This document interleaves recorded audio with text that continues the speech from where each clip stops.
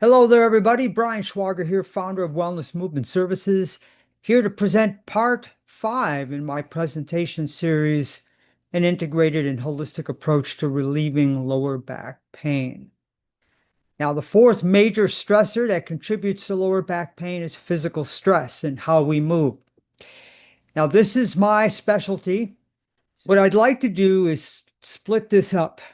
Split up part 5 into a 5A and a 5B, because I'm going to go into a little bit of detail regarding physical stress. What does that mean? What I've found, what I look for, my, integrated and holistic approach when it comes to the physical part of that person's challenge. Now, we already talked about the lifestyle factors, the emotional stress, the biochemical stress, and the nutritional stress. The physical stress, I want to cover in a little bit more detail. And then I want to add a B to it to talk about exercise, because I'm not only here to show you and to share with you and to teach you and educate you and empowering you with this knowledge about why do we have all this pain? Where did it all come from? It's not what we thought it was, but also to provide solutions. Each contributing factor that I covered. So 1, 2, 3, and 4, this being the fourth one. I've helped you and offered to you some ways of reducing these stressors, right? So deep breathing, grounding, turning off your Wi-Fi at night, or at least putting your phone on airplane mode, what you're eating before you go to bed so you get a good night's sleep, what foods contribute to inflammation, etc. But when it comes to exercise, I got to be careful about what I'm going to prescribe, because exercise is like medicine, and I don't know you. I don't know what your back situation is. And remember, it doesn't matter whether or not you have a back challenge. This topic covers all pain, joint, knee, shoulder, neck, etc. But I don't know what your challenge is. And that's what makes this so unique about what I do and what I teach, is that it's customized for each person. But I do know this across the board, no matter what you have as far as your low back pain is concerned, or any pain, that your exercises, or how we're prescribing exercises, they have to be low key, because if you're in high stress, that means your nervous system is ramped up, etc. And we covered a little bit of this in part 1, 2, and 3. So what can we do? Well, number one, we have to work as a team. I talked about this, that if you are seeing a practitioner or multiple practitioners, we have to be able to coordinate our efforts together so that the right hand knows what the left hand is doing and we're not undoing each other's work. Let me expand on this a little bit. I'm going to share a video clip from this testimonial interview I did with one of my clients. Yeah, absolutely. Understanding, how your practitioners that you want to help you work together is crucial for, your forward success. I think about it this way. I want to work with Brian and I want him to help me, get out of pain and fix up all the holistic aspects of my lifestyle. And, we identify that, it probably need chiropractic work to help remove some of the nerve interference. I don't want, to go work with a chiropractor that's not going to communicate with Brian. Because if he doesn't know how they're adjusting me and how they're making changes when I go into their office and see them, Brian's not going to know how to prescribe my movement plan.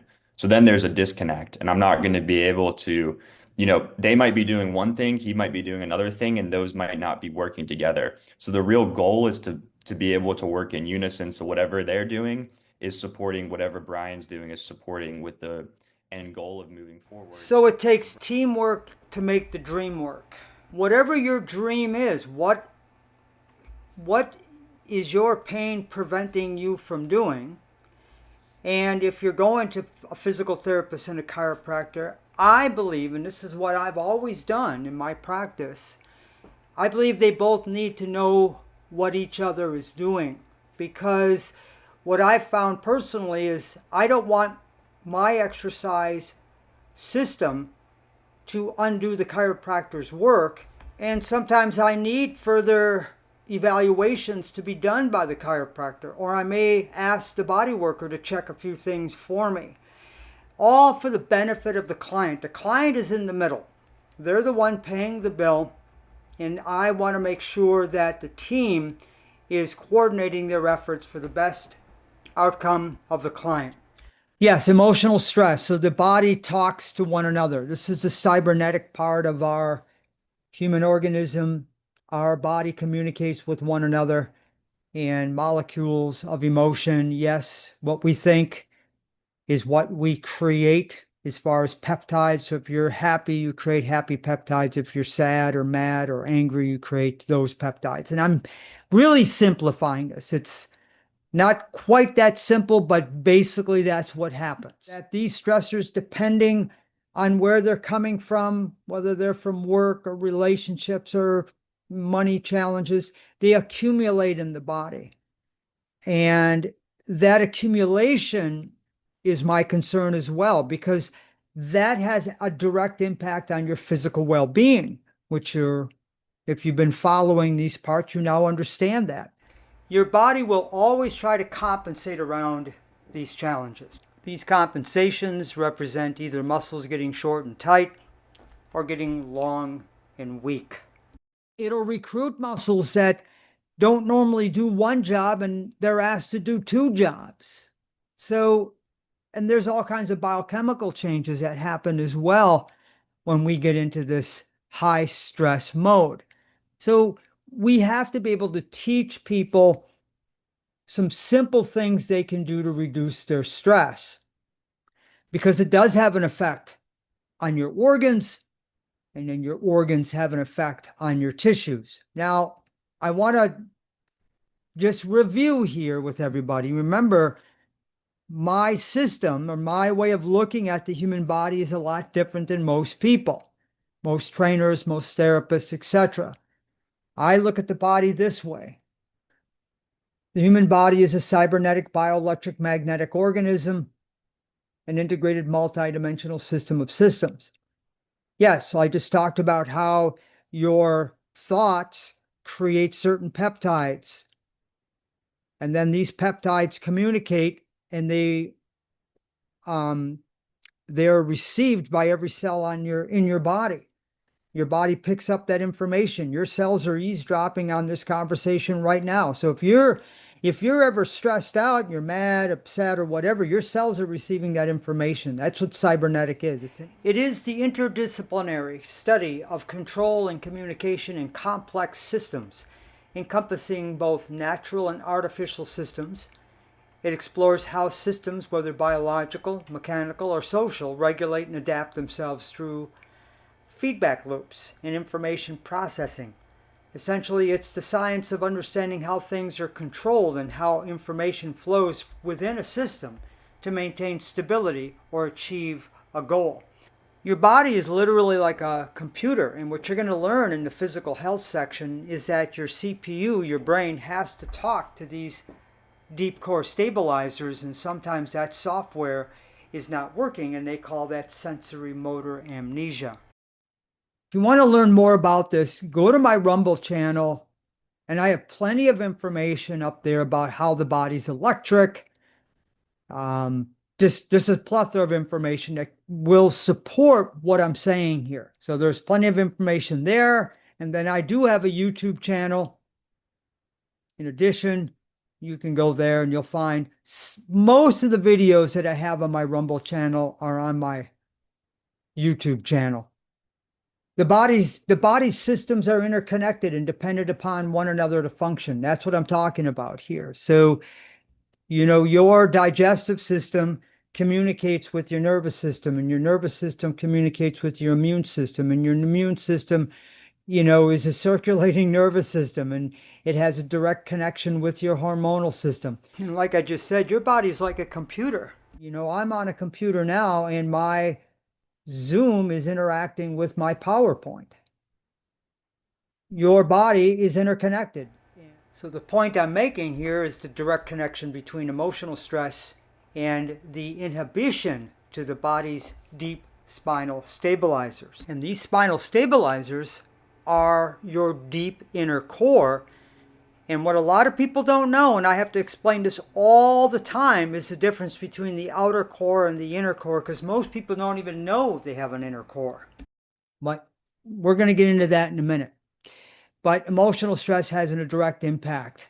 How we breathe and our diaphragm has a direct impact on our stabilizers, because your diaphragm is a spine stabilizer. So it plays a role in stability. Yes, we also want to teach the breathing to get you out of the fight, flight, and freeze response to high sympathetic drive.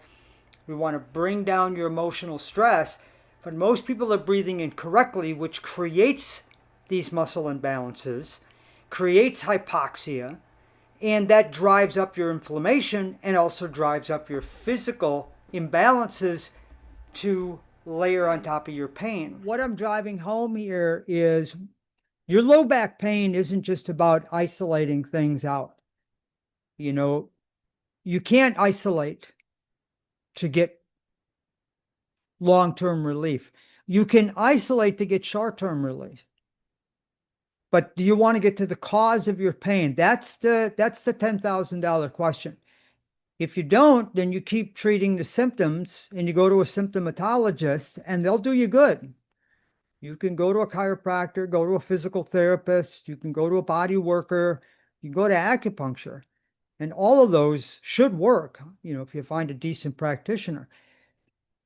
But the hope is that if you're going to all these different people, that they're looking at the cause of your pain. And the cause of your pain is in the emotional category. Are we breathing incorrectly? I mean, look at this forward head posture. Breathing incorrectly can cause this, not just from sitting in front of a computer, right? That's a physical stress, right? You're sitting incorrectly in front of a computer all day, looking down at your cell phone all day, and et cetera, et cetera. Yes, that will also cause a forward head posture, but breathing incorrectly causes that as well.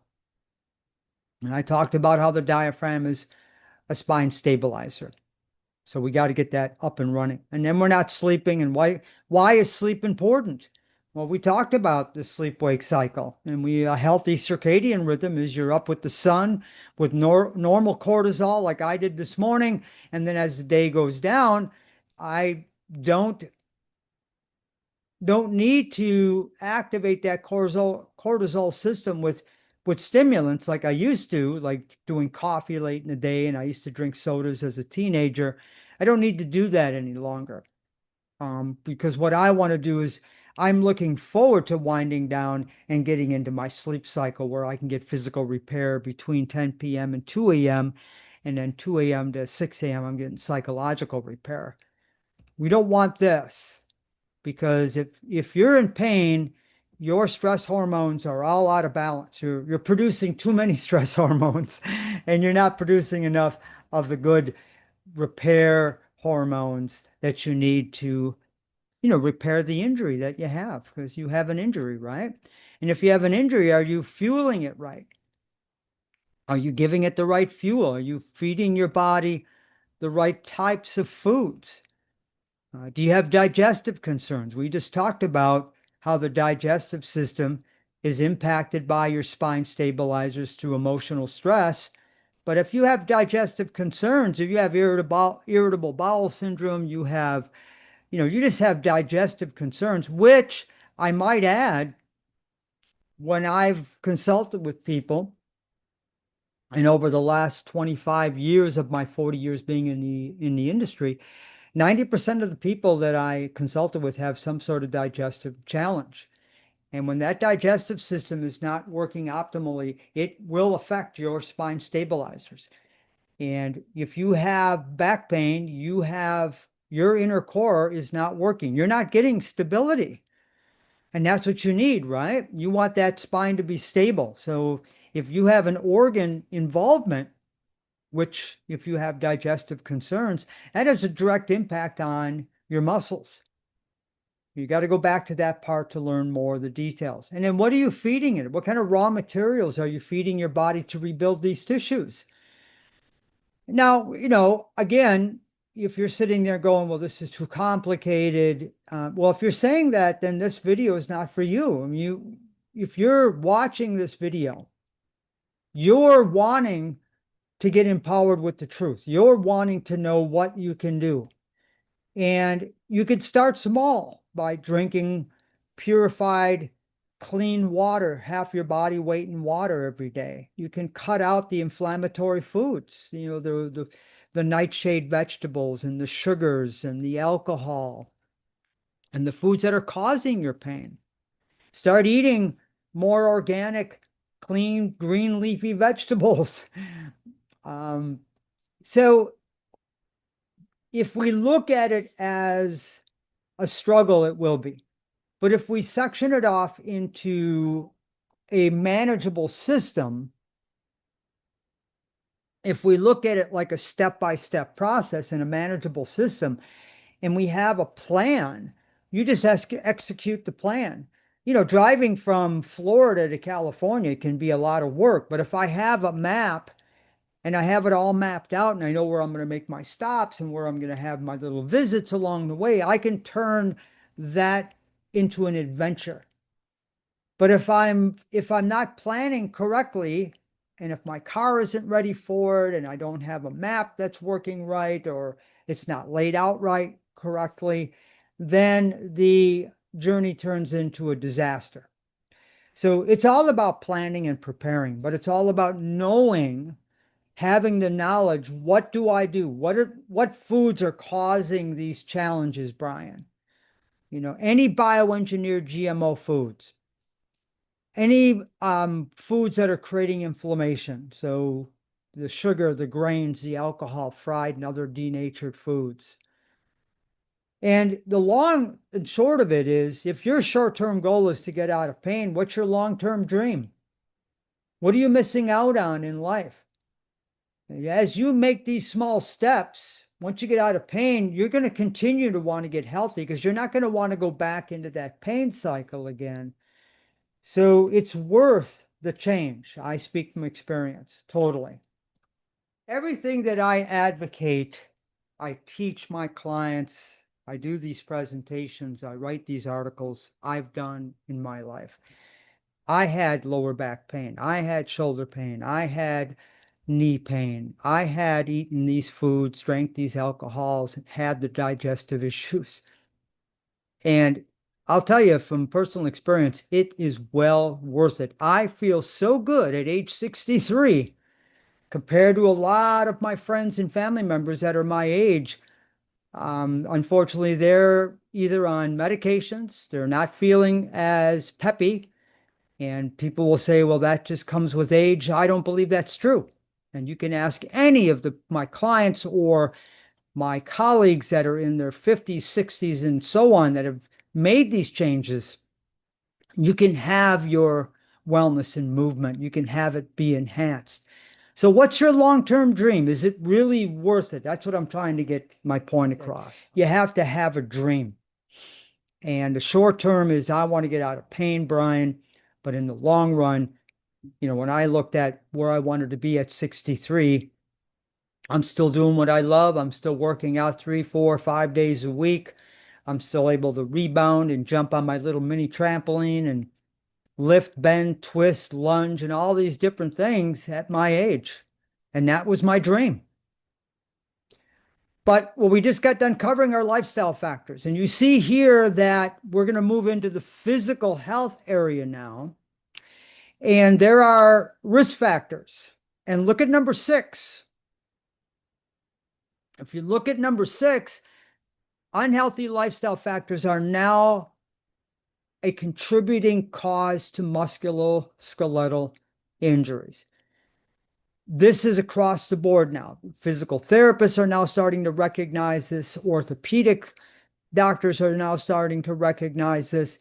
And the fitness industry better be recognizing this, because when we work with people who do not have pain, they do not want pain either. They don't want a back problem like their parents had. They don't want the complications that maybe somebody that they know has. And they want to still get fit. But if you really want to be fit, if you really want to move more, you got to move well. So you have to see how you're moving, and you got to feel well, which is number one. So I say you got to feel well to move well. So lifestyle factors, right? If you have high stress, you're not sleeping and you're not eating right, you're not feeling right, so you're not moving right. So you got to feel well to move well, and then you have to move well before you move more. So you can't go from zero to hero. So in other words, somebody comes to me and says, "Well, I want to run a 5K," and they've never really ran before. And I said, "Well, let's look at your movement quality and competency first before we start loading your joints with repetitive stress." Nothing wrong with running, but there's something wrong with not assessing and then going out there and doing it, which is, I've seen clients that have done this. They've come to me in pain, but they didn't have pain. They went out and they started some sort of activity, but they weren't assessed first. And lo and behold, they find themselves in pain. Now, I've added another risk factor. So number three is my own addition. Number one and number two, going back to the previous image, the previous slide, number one and number two, right? But I added number three, inner core dysfunction, because in my clinical experience, after assessing hundreds of people, and even outside of my clinical experience, when I opened my own facility in 2009. So what I began to see in assessing patients at the clinic and then clients at my facility is that inner core dysfunction. They weren't breathing correctly. All right. So what we have here, as I discussed at the beginning, so we go back to the beginning. So we have this orthopedic dilemma, right? So we go all the way back up here and we look at these stats. We look at these stats. Now they are going up and they have gone up. You got to go back to part one, because I've been presenting on this topic since the late 90s. So I do research. So I got my stats right and the numbers were going up. And then I did this after the 21st century. I wrote more articles on this, and then my personal observations working clinical, the stats were going up. And then 10 years later, I write another article, I do more presentations because more people need to learn this and the stats are going up. So these are facts, okay? So now we get to this compelling question here. With all the advancements in orthopedic medicine, physical and occupational therapy, all the schooling and advanced studies in medicine, advancements in medical technology, and more personal trainers and more advancements in the fitness industry, why are we still seeing an increase in these injuries, musculoskeletal injuries? And although I was seeing results when I was working clinically between 2003, because I was working in clinical before I opened my own facility in 2009, between 2003 and 2008, but I was scratching my head going, what the hell's going on? This doesn't make any sense. We have all this technology. We have ultrasound, we have electrical stim, we have red light therapy, we have acupuncture, we have herbal medicines. We have, if we're looking at Western medicine, we have all these meds and all these physical therapy protocols and specialty protocols. You can go to a hand specialist, you can go to a knee specialist, you can go to a back specialist. But why are we still seeing the numbers go up? Well, a lot of you that are watching this are probably tired of using a Western medicine approach and you're looking at something more holistic. But again, even in that venue, they're still treating symptoms. You can go to a body worker and get myofascial relief. You can go to a chiropractor. I worked for a chiropractor for 8 years, a chiropractic neurologist, and I've worked and networked with lots of chiropractors. So nothing wrong with that. You can go to a physical therapist. You can go and take Pilates. It's a great system. Yoga. But that's only one approach. That's only a therapy. But while you're going to all these different people, like what we've seen in our clinic, so you go to the chiropractor, and then the chiropractor can remove the nerve interference on your spine. So he puts the spine back in alignment. So that's a passive treatment. But then it doesn't stay there. Then the client's got to come back and they say, well, why does my adjustments don't hold? Why do I got to continue going to my acupuncturist? And why do my neck why is it continually tight? And I got to go to massage twice a month or whatever it is. And I say, well, number one, we need some active therapy. So you just can't lie on a table and let people do the work for you. That's good. I I get it done. Don't worry. I mean, I'm not saying it's wrong unless you go to the wrong practitioner. What I'm saying is you need to take action. You need to be actively participating in your therapy. So I offer corrective therapeutic exercise and I customize it based on the person, what their needs are. That's why people go to yoga and Pilates, right? They want to take action, so they take an active role in their movement. But when they come to me and they say, well, I have low back pain, and I'll say, well, besides asking them, when did it start? When do you feel it? And all the other, kind of orthopedic health history questions. Gonna ask them, well, what have you tried so far? And they'll say, well, I've tried chiropractic, etc. And I go to yoga 2 or 3 times a week. Okay. Or I go to Pilates or bar class, or I have a trainer. All right. And you're still having challenges with your back. So if you're going to a trainer or Pilates instructor, number one, they need to know your health history inside and out. So maybe you went to them and you didn't have pain. I hope. But if you did, then I hope they're connecting with your chiropractor and they're looking at x-rays and they've done a thorough assessment, because when in doubt, they need to refer out. Hence, they walk into my office or the clinic where I work. So they need to communicate with them. They need to look at these factors. Number one, did you have a previous injury before? Was it cleared? Number two, they need to do a posture assessment. And we're going to get to that. Number three, if they're currently in pain, they need to refer out. That's number one. Do they have movement restrictions? So they need to do a comparative range of motion test, which I'm going to discuss here in a minute.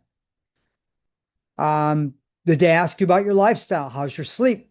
What kind of stress are you under? What are you eating? When are you eating? So what am I getting at? If you're not assessing, you're guessing. So if they end up in my office, I'm finding out they weren't thoroughly assessed. All right, so what's my point here? What am I getting at? These are risk factors. You got to rule them out. Now we're talking about somebody who has pain. All right. So you got to rule this out. You got to find out where the imbalances are. But what we're saying here is we have all this stuff. We have all this education, this technology, and all this wondrous stuff. And I'm seeing as many people, especially now, I'm seeing more people and talking with more people and hearing about more people that have orthopedic issues. And I have answers for all that. That goes in all my other videos. That goes down another rabbit hole. But we're not looking at the body as an integrated system. So we're not tying in their food, their sleep, and their emotion. We're not tying that in for the most part. If you're a practitioner and you're watching this and you are, then good for you. Thank you. We need your help. But for the most part, no. Brian, nobody ever asks me about my sleep. Brian, nobody really ever asked me about my eating, or if they did, they didn't really look at it carefully. This isn't about dieting, or this isn't about paleo or keto. This is about what's passing your lips right now. That's what we're concerned about because you're in pain. So if you're drinking too much coffee and you have sugar in your diet, and you're having alcohol and you're having foods that are spiking your histamine levels and you're getting inflamed, that's got to stop if you want to get out of pain. If you want to repair these tissues once and for all, that has to stop. And again, I speak from experience as I shared. So what's the deal? And then holistic, meaning that we're using methods that don't require drugs and we're looking at the whole body. That's using the word holistic with an H, Holistic. But what if I use the word holistics with and the letter W, Holistic? That means mind, body, and spirit, which is how I work. So when we go back to the emotional question, I'm finding out there are some things going on deep inside with your at the soul level, which is not part of this conversation, I know, but you have to know the difference between the two definitions of holistic with an H and holistic with a W. And I would say 75% of the people that I have seen in the last 20 years, 25 now, because it is 2025, want to address it with a W. But the other ones, I still use a holistic approach. So we're looking at ways of mitigating their emotional stress, getting your sleep cycles back in rhythm, um, helping their changing their eating habits, not only to get them out of pain, but help them with blood sugar handling, keep them out of the risk for diabetes and cancers and all the other things you don't want to be concerned with either. You not only don't want to have back pain, but you don't want to have all the other challenges that come with it as well, right? Health challenges, that is. So motion is life. Your body knows nothing of muscles, only movement, says Carl Bolbath, a physical therapist. Rightly so. Your body knows nothing of muscles. So going to a back specialist is going to help your back temporarily.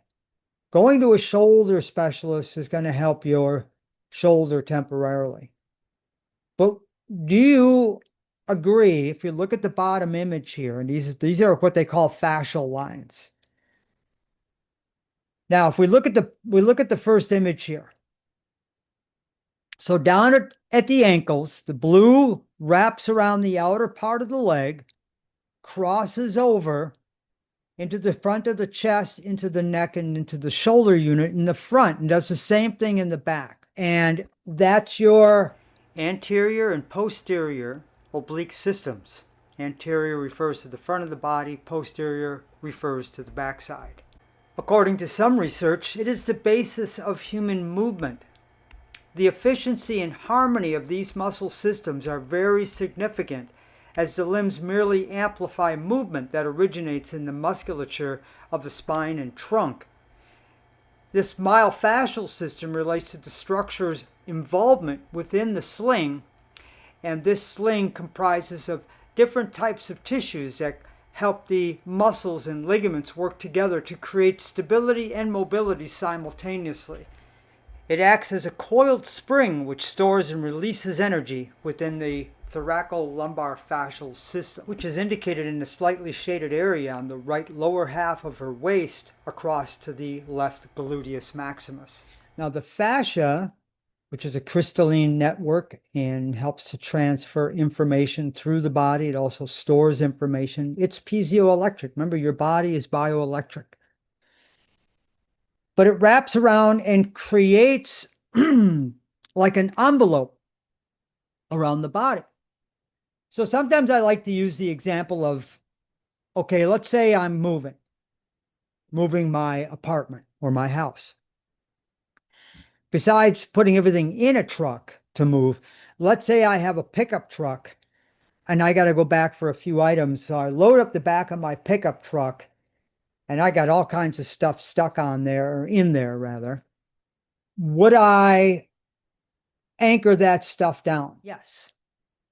And when I anchor it down, I may take rope and go across, horizontally across to anchor my objects down, but I also may go on an angle and cross it over. You follow me? And anchor it down.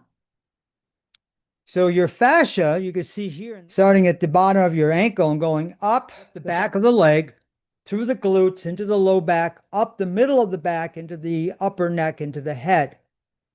So that's anchoring you down in a vertical line.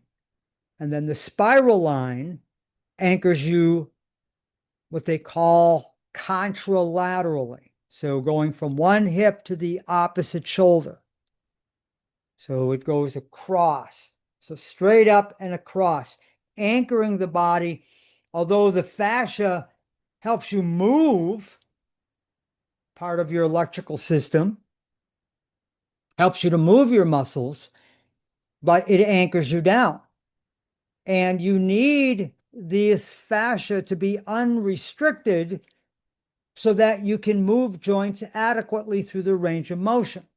So this image up here, this man is walking, he's using his fascia, he's using electricity, he's rotating his trunk just enough to ambulate across the ground. So here he's ambulating with his right foot forward, and now he's about to swing his left foot through and forward, and then stepping down with the left foot. Now his right foot is back. And there's rotation happening here in his trunk. Well, people have restrictions. Their back is tight, their hips are tight, their shoulder might be tight, their shoulder girdle might be tight. And in these two images here, where I'm doing a range of motion assessment on this client, you can visibly see the difference between one side of the body to the other. And those are what we call imbalances. So you can clearly see the line here. This leg goes, it swings out further compared to his left. And as he raises his arms to his side, his right shoulder blade clearly moves further than his left as he raises his arm. So he's got restrictions here, which this big muscle here called your latissimus muscle, I found that to be short and tight. And his right one is long and weak. And here, his deep hip rotators, because in order for him to swing his leg out, he's got to be able to rotate his leg bone inside of his hip socket. He's got more restrictions on the left. And this guy came to me with shoulder pain, back pain, knee pain, and ankle pain. And these were the restrictions. And he'd been to an orthopedic, been to physical therapists, and hired a number of trainers. And what I told him was he wanted the full holistic approach with a W.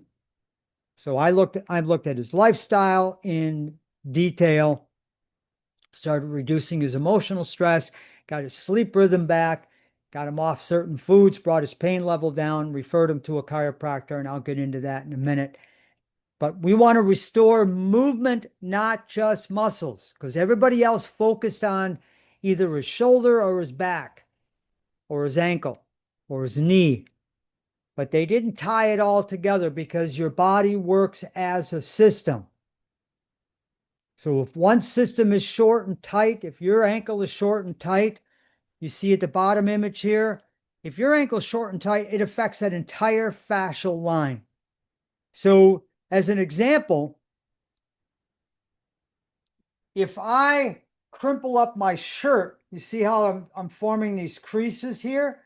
Now the crimple is down here, so I'm twisting and knotting up the material, but it's affecting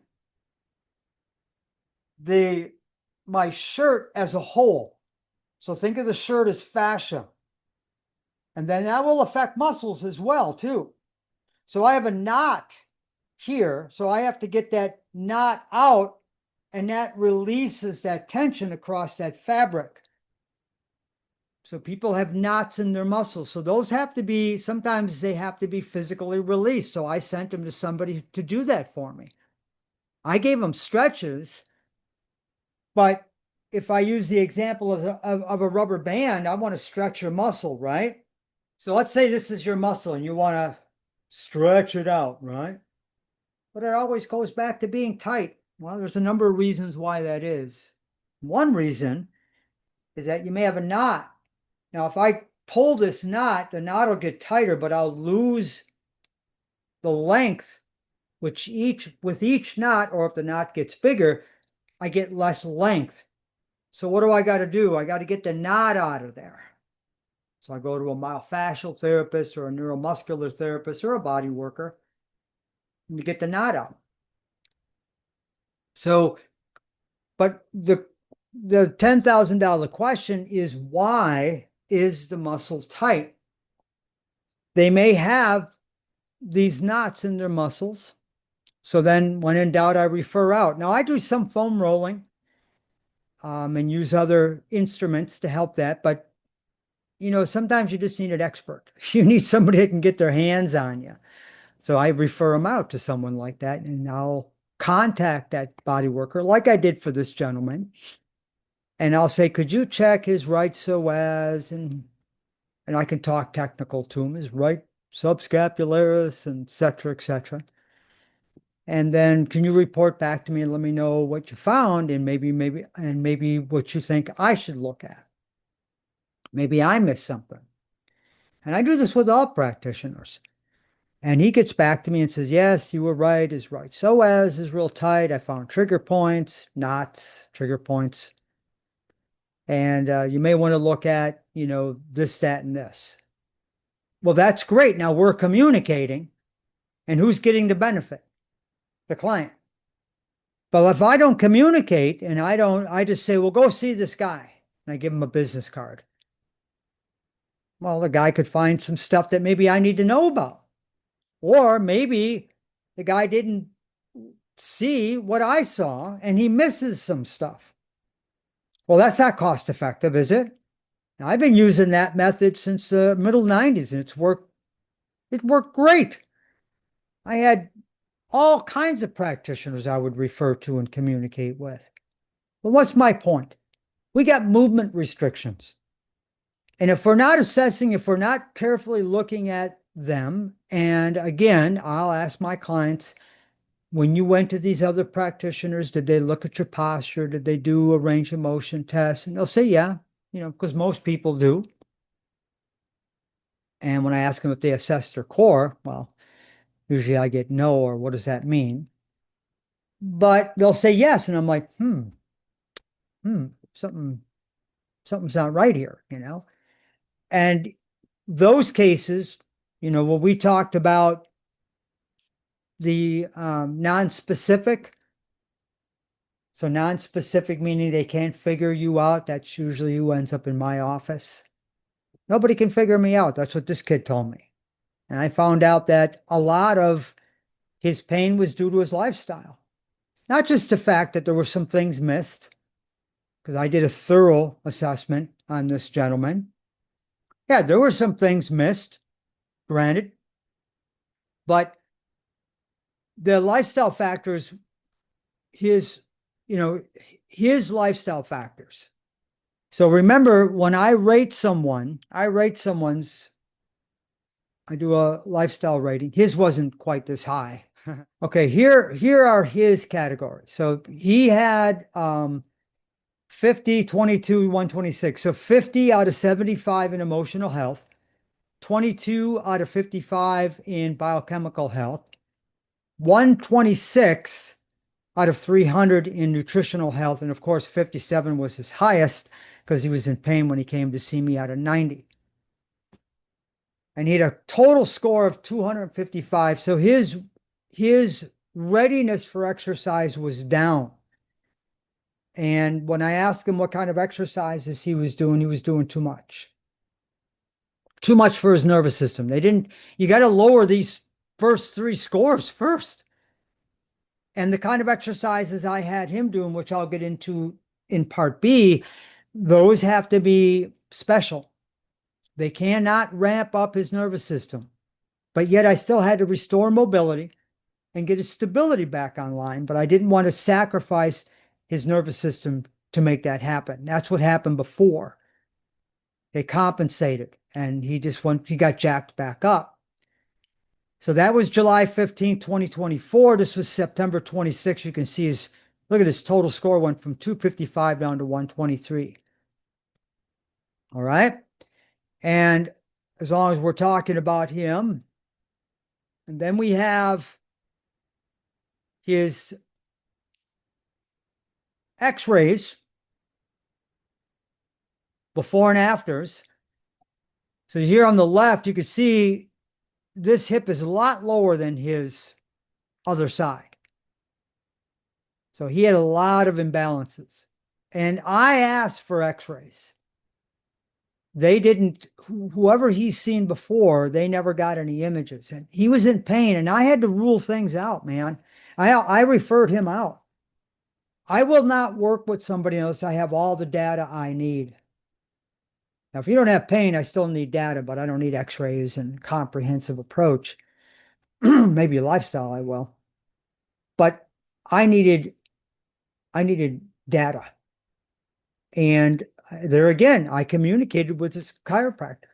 And I still communicate with him. Not often, just enough.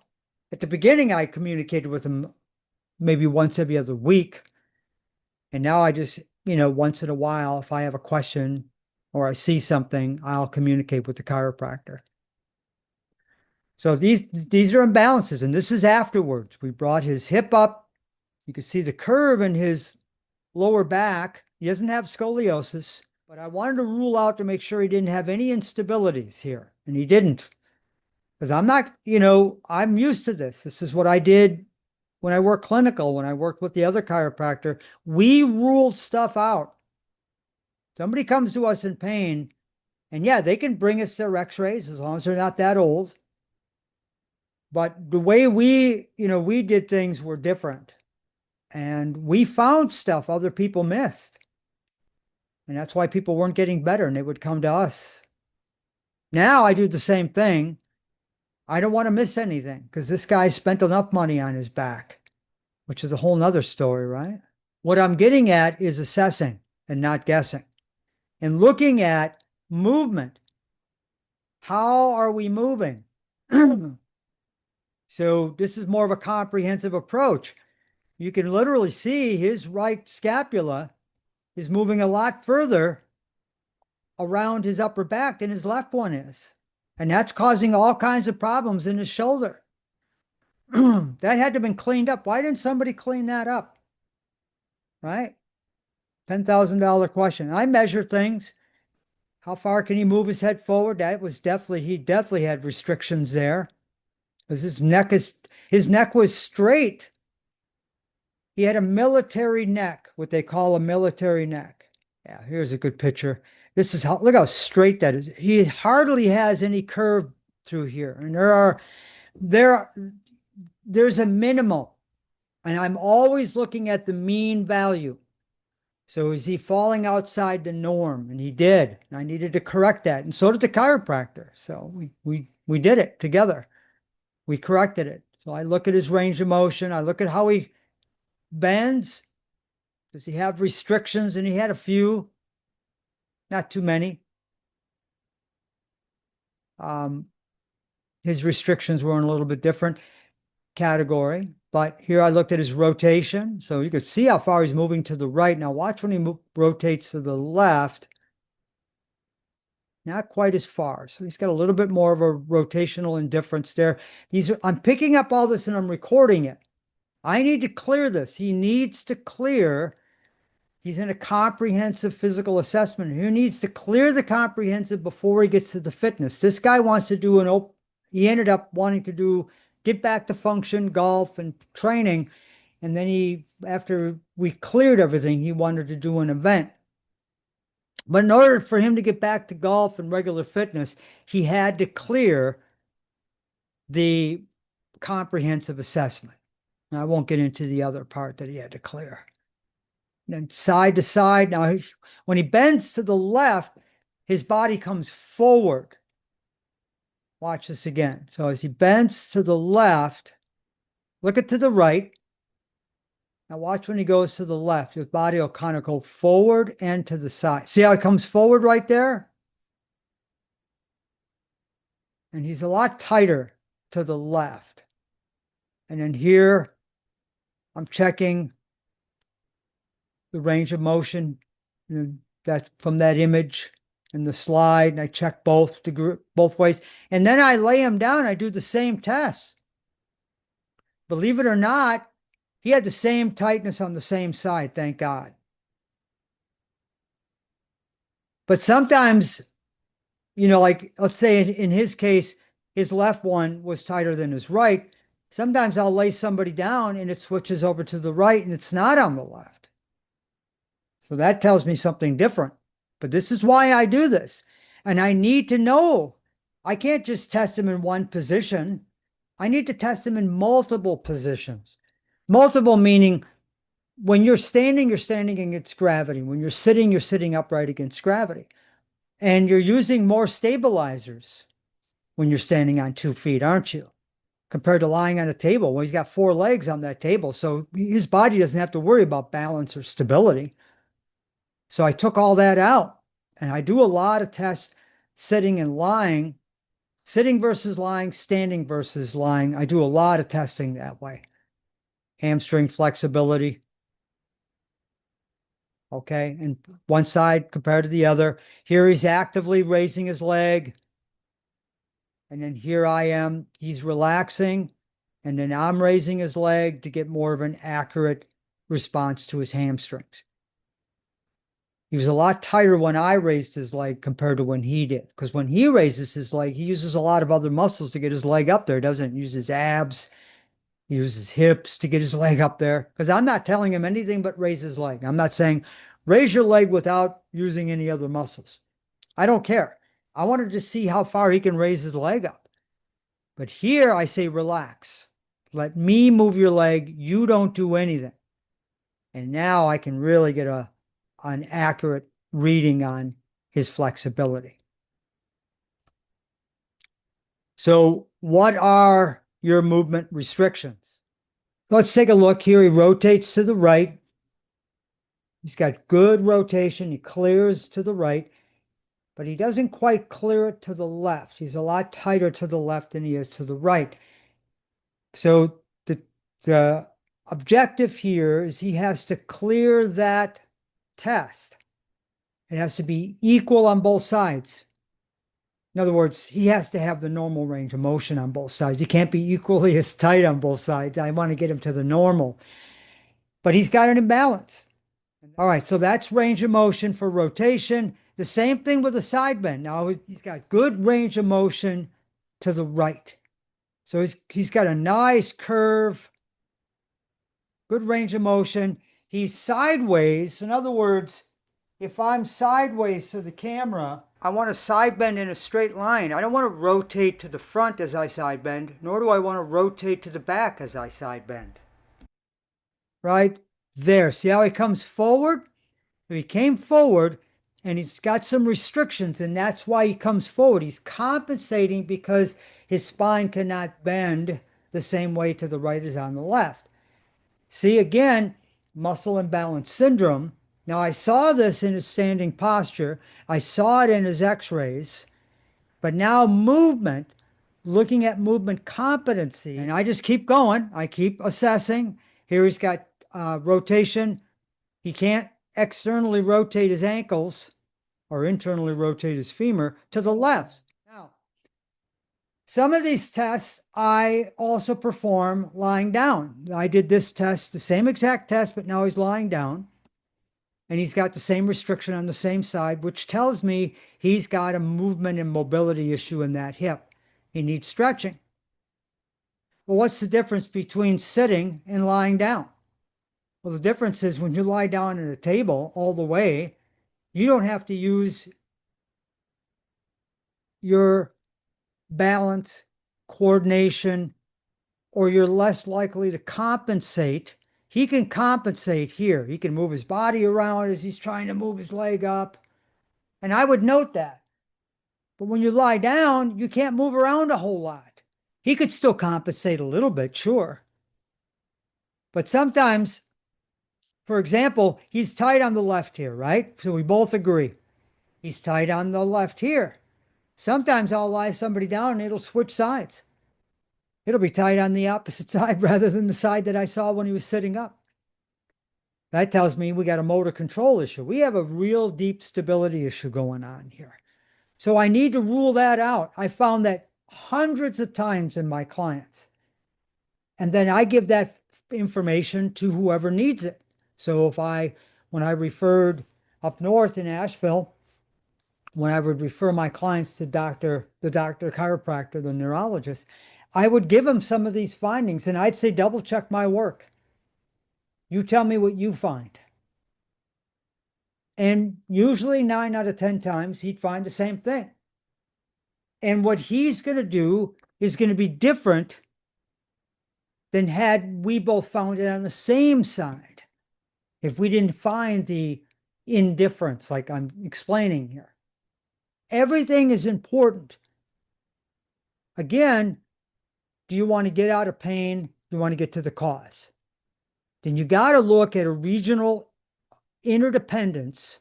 You can't just look at your low back. Number one, why am I looking at his hips? Why am I looking at internal and external hip rotation? Right?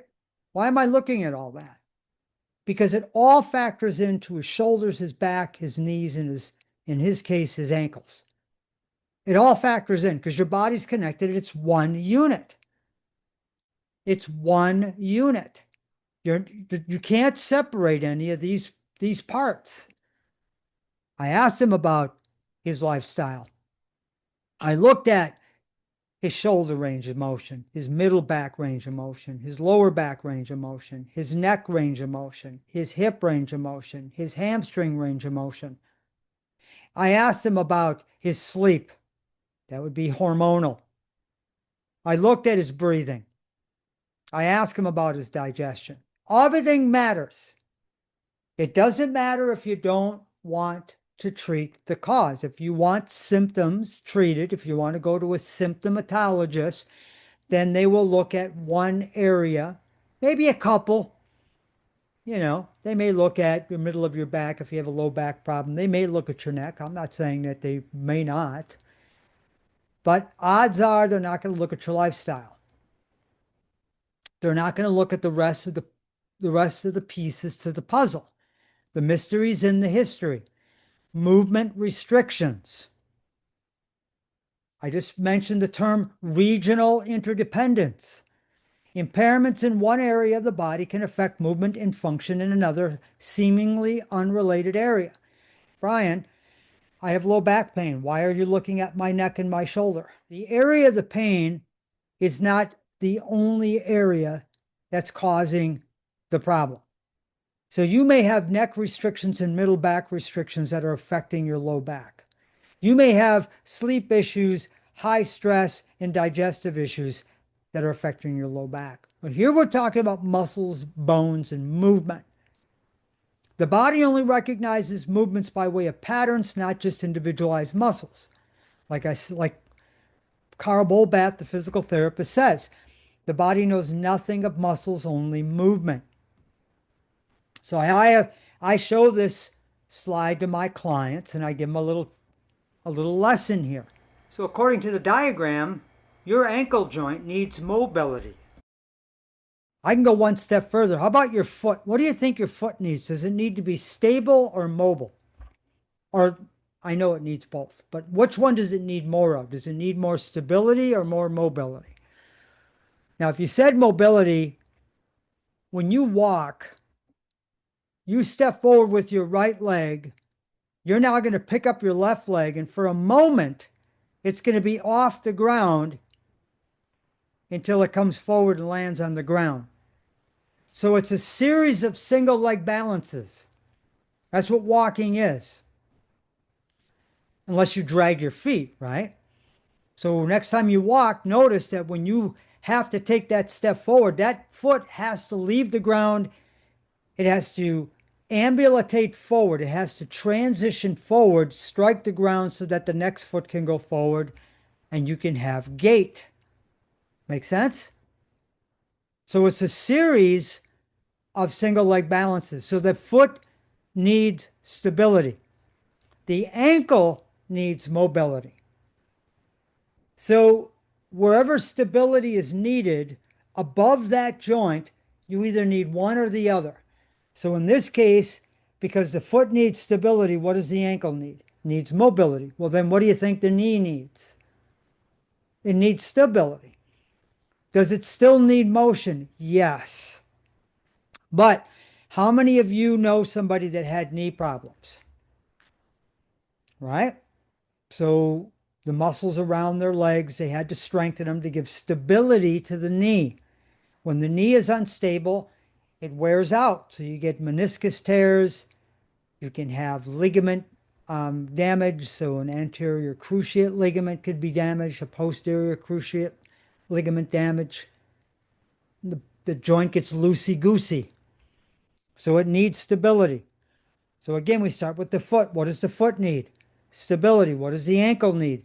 Mobility. What does the knee need? Stability. Then what does the hip need? Well, the hip needs mobility because it's a multi-articulate joint.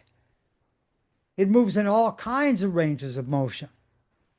Moves in all kinds of ranges of motion in order for me to do what I need to do.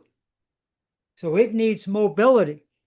So a lot of times somebody will say, well, my hips are tight. Well, they have a lack of mobility. Well, we go back to his range of motion, and he had a lack of range of motion in that hip joint. And then we get to the lower back, and of course, that needs stability. That's part of our topic here. We have an unstable low back. And then we migrate up to the middle of the back. Well, that needs motion. And then we get to the neck, and that needs stability. So there's the joint by joint approach. Regional interdependence. Brian, I have a back problem. Why are you looking at my neck? Well, why? We'll look at these fascial lines. They're all over. The neck is connected to the shoulders. Shoulders are connected to the upper back. Upper back is connected to the middle to lower back, connected to your hips. So if you look at any image of muscles, it's all interconnected, isn't it? You can see the interconnection with all these muscles in the anatomy. You can clearly see it. They're all woven in together. Everybody works as a team. It takes teamwork to make your body's dream work, to make you move well. So, muscles in motion. We have to be able to move, bend, twist, lunge, push, pull, everything. There are 7 basic primal movement patterns to get you through life. You have to bend, you have to be able to squat. You have to twist, you have to be able to lunge, push, pull, and then there's a variety of different gaits. You have to be able to walk, jog, or run. So that's just to get through life. That's for every day. I don't care if you're 70 years old or if you're 25 years old. You have to be able to move that body and have adequate range of motion, ideal range of motion, and they're all set up as a pattern. So a lot of the tests that I do movement pattern, and they should be assessed. Now, if you have pain, we're assessing them a little bit different. I use what I call a selected functional movement assessment. In that case, like I did for that young man, I choose to use more of a clinical view of assessing movement patterns. So I checked his neck going forward, backwards, rotation, arms, bend, forward, toe touch, back bend, rotation, single leg balance, and deep squat. If you don't have pain, then we use what's called the functional movement screen, which we test here in each one of these, whether you're doing an FMS, a screen, this is for somebody without pain, or you're doing the one up here, each one of these gets rated. So I give you a rating scale. And if your rating scale is not passed, you don't move on to the next step. He did. He eventually cleared his comprehensive assessment. He eventually cleared all this. And then I went to he cleared his core function test, which I'm going to get into. And then I moved him into the functional movement screen. I went into dynamic core function, and he graduated back into fitness because that's your goal. It depends on who you are, what your dream is. His dream is to be able to play golf, swim, and do some fitness. Whatever your dream is, I got to get you there. But you come to me in pain, we're gonna take a step-by-step approach. We're gonna take it carefully, and we're gonna guide you through, and we're gonna clear these patterns and get you on to either fitness, clear that, and get you on to get you back to where you need to be, whether it's playing tennis, everyday outdoor activities, gardening, whatever it is. But it all starts with I have pain. There are various reasons why we have physical stress on the body, and one of them is movement restrictions. And what I'm going to get into next are going to be these muscle imbalance syndromes. So let me stop here. So there's going to be a C. So this is going to be A. You're going to see 5A, part 5A, and then I'm going to do a part 5B, and then maybe I'll squeeze in the exercises, the corrective therapeutic exercise strategies I use. Maybe I'll get that in B. Otherwise, that'll be into a part 5C. Remember, we're looking at an integrated and holistic approach to relieving lower back pain. It's not a back problem. You have a body problem. All right. I'll see you next time. Be well. Bye for now. Have a great day.